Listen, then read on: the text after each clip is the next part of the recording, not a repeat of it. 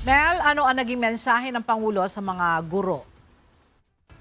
Yes, Ella, pagkilala sa serbisyo at sakripisyo ng mga guro ang hakbang ng pamahalaan na isulong ang mabilis na promotion ng mga guro at school heads sa ilalim ng Career Progression for Public School Teachers Act of 2025 at Executive Order number 174.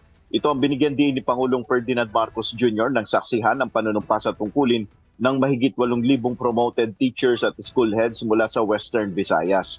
Ayon sa Pangulo, pagtupad dito ng kanyang ipinangako sa nakaraang State of the Nation Address o SONA na walang magre-retiro na Teacher 1. Binagunaan niya ng kanyang administrasyon ng isang sistema na maituturing na hindi makatwiran para sa mga guro.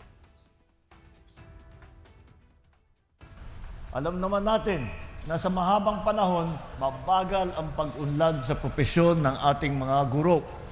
Sa kabila ng inyong sipag, kakayahan, dedikasyon, kailangan pang maghantay ng taon at kuminsan dekada upang umangat ang ranggo mula sa Teacher 1 patungo sa Teacher 3 dahil limitado lamang ang posisyon.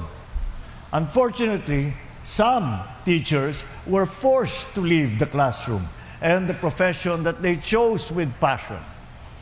Because when the progress takes too long and the opportunities are scarce, the system is not fair.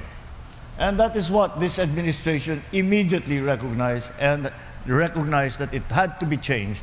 So we took action to address it. Sa datos ng Pangulo, aabot na sa 79,000 ang napromote ng mga guro at school heads sa buong bansa. Tiniyak ng Pangulo ang patuloy na suporta ng kanyang administrasyon sa pagsusulong sa kapakanan ng mga guro at pag-aangat sa kalidad ng edukasyon sa bansa. Yan muna ang ating update. Balik sa Ella. Maraming salamat, Nel Maribuhok.